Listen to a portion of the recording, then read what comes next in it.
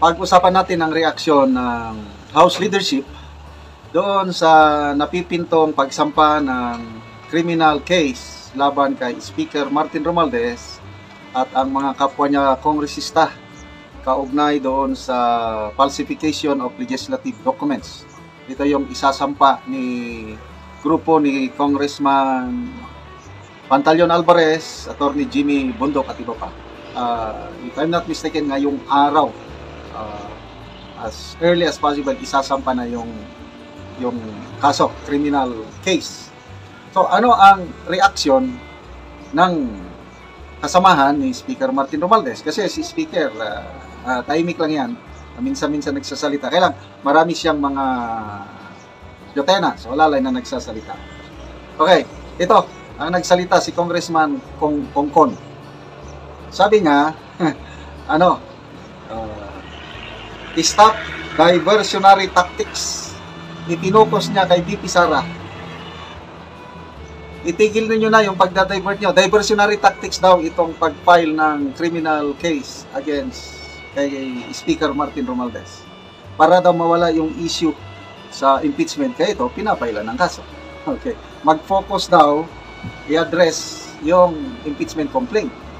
Anong i-address nga? Wala pa nga impeachment, delayed nga eh. Tinatawanan lang sila ni VP Sara. So ito, sa balita 1PH. Yeah, 1PH. Sara told, stop diversionary tactics, address impeach raps. House Assistant Majority Leader Jay Kongkon said it was the height of political absurdity to raise issues against Speaker Martin Romualdez at this crucial stage. Height of political absurd yung walang kwenta. Walang kwenta daw yung pag-file ng kaso. Bakit walang kwenta? Diversion lang para mawala yung issue sa impeachment. Yan ang sabi ng kongresista. It would be best for the camp of impeached Vice President Sara Duterte to stop the diversionary tactics they have been employing. Ito, pag-file ng kaso, ini-employ ng mga kasamahan ni VP Sara. And focus instead on how she can survive the impending Senate impeachment trial. Okay. So, kahapon niya sinabi to. Okay, ito yung exact statement ni Congressman Kongkon. There is nothing more than a desperate move. This is, yung pag-file ng kaso, this is nothing more than a desperate move to discredit the impeachment process. The real battle here is not about the political wrangling that we expect, but the one which involves truth and justice. Wow. This should not be hidden using diversionary tactics. Ito, meron siyang pahayag tungkol sa Speaker. The Speaker has been instrumental in ensuring that the rule of law, is followed, and now he is being targeted to weaken the case against the Vice President. This to me seems crystal clear, let alone the timing. The Speaker is suddenly criticized after the complaint was sent to the Senate. Andali ito, hindi pa, correct me if I'm wrong, hindi pa na-impeach si VP Sara. Nag-uusap na, nagsasalita na si Congressman Alvarez, sina Attorney Vic Rodriguez, sina Congressman Ungab na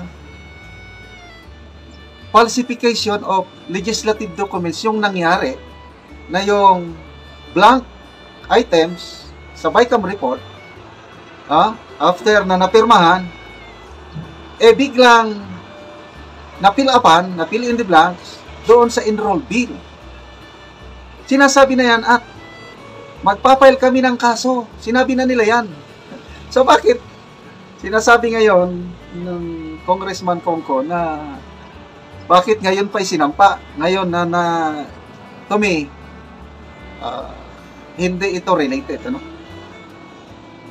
To me, it's not a diversionary tactic. Ito talagang ginampanan lang ni na Congressman Pantaleon Alvarez tinupad lang nila yung salita nila na kakasuhan nila ang mga involved. So, ang BP Sara nakahanda na harapin. Tinatawanan lang niya eh. Oh, nung sabi niya paghandaan, tinatawanan lang niya. Magalit pa kayo nung sabi niya na mas masakit pa maiwanan ng jowa kaysa ano. Pabayaan niya yung kampo ni BP Sara, total. Pag hindi siya maganda, tanggal siya sa pwesto. So, ito ngayon, kaabang-abang, yung isa kong subscriber basahin ko yung message. Nag-message siya kagabi, Sunday. Kaabang-abang, bukas ngayon, General. Sasampahan na ng kaso ang tatlo, Romualdez, Dalipi, si Congressman Kimbo, special mention, tunay na bayani, according si Congressman Alvarez, sir. Yun. So, status update yung pinadala sa akin. So, yun. Monitor natin ito at mag-vlog ako once na naisampa na yung kaso. So, yan, medyo hindi kaya natataranta na ang House Leadership itong pagsampa ng kaso. So, tingnan natin. Okay, mga kaibigan, salamat po sa inyong palaging panonood sa ating mga vlogs. Nagkakaroon tayo ng income dahil sa inyo. Ang ating income sa channel na ito is itinutulong natin sa talandig na tribo sa Bukidnon. Namimigay tayo ng libreng yero at pako sa tribo para ma-repair ang kanilang sira-sirang bahay o kaya makapagpatayo ng bagong bahay. Namimigay din tayo ng livelihood assistance pagtatanim ng lakatan na saging. So, salamat sa tulong niyo. Panoorin niyo ang video na ito.